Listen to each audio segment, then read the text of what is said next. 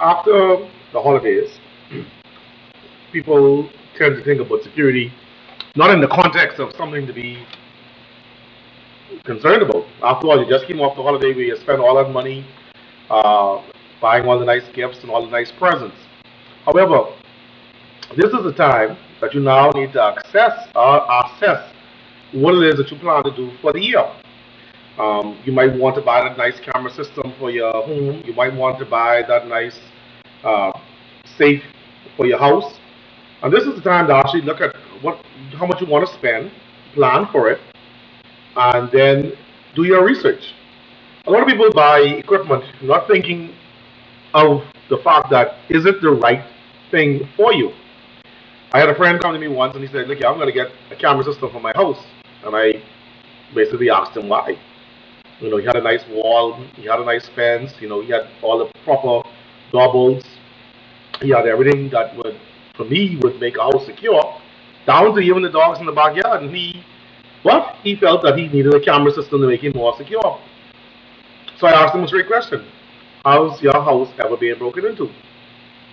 And he put it back on me. He said, well, you always say that it's better to have a need and to not have a need. So I said, well, that's fine, and that's all well and good, but you're talking about for a good camera system, you're talking about a good $1,500 and $1,600 investment. I mean, I just won't do it. Security has to be practical. Security has to make sense, and most importantly, it must be cost effective. I'm not going to spend $1,500 to protect a $50 asset. Um, Neither I'm going to spend $1,500 um, to protect a $50,000 asset. Um, so these things go with sense. Again, after you would have done your assessment as to what your security needs would be, I would then look at what I have. I would go through my home. I would check the windows. I would check the locks. I would check the jobs, the door jobs, making sure that these are all up standard. They don't need any repairing. Um, from there, I would start looking at safeguarding my home. I would look at all my alarms, my smoke detectors, my fire extinguishers, and these are stuff that I would do early in the new year. Okay, I would then, of course, have a small contingency plan of what would happen for a hurricane. For instance, I would replenish my hurricane box. I would make sure that I have all the lights, all the oil, all the candles, matches, raincoats, rain boots, these type of things. They're very inexpensive right now, but I can tell you that over the next 4 months they won't be. And it's just business. The closer you're going to get to the hurricane season, the more expensive these items are going to be. So you want to buy those now. It's like the adage, in the summer buy a sweater. It goes for the same thing for emergency preparedness items, flashlights and all these other things, because nobody's actually sitting now thinking that, really in 4 months or 5 months, I'm going to be in hurricane season. So why should I worry about it now? I would spend $20 or $30 a month, and it's really inexpensive, and get my hurricane box, my hurricane preparedness up to speed. As a business owner, I would start looking at assessing my business. I would look at, what are my security deficiencies, or what I did not do during the Christmas, what I decided to let slide, and I would take care of those. I would also look at my protocols and my procedures, and this is where a security expert comes in, or your security provider. Again, I always say, if you have a security provider, somebody's providing you guard services or whatever else, or alarm services, whatever else, feel free to call them. They are getting your money. You are paying them for a service. It should not be anything for them to say, hey, this is what you guys need. This is what you might need to enhance your security. Maybe this is overkill. It works both ways.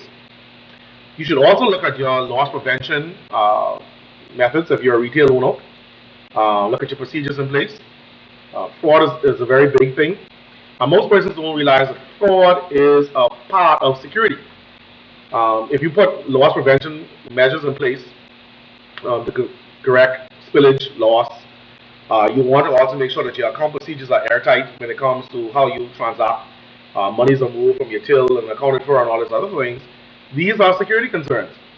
Most major security companies within Europe and America list fraud or fraud detection as a part of their services. Again, I know this is the Bahamas, but there is a company that does that as well. Of course, we are that company. But these are services that you should be looking at. These are things that you should be looking for. Another thing is going into the new year, a New Year's resolution should be to provide training. Me being a big advocate for security, of course I'm going to provide training on security. I'm going to say security is paramount. You know, your security procedures, your protocols, what to do if and when something happens.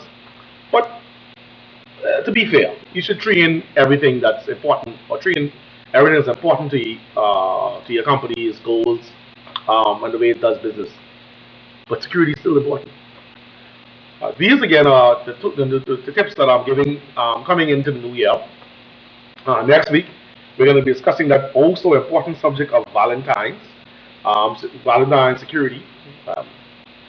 For me, Valentine's security is simple, just stay home. But we're going to look at how you can protect yourself, some personal security tips. And I thank you, and I look forward to your suggestions. Your questions, as always, we appreciate it.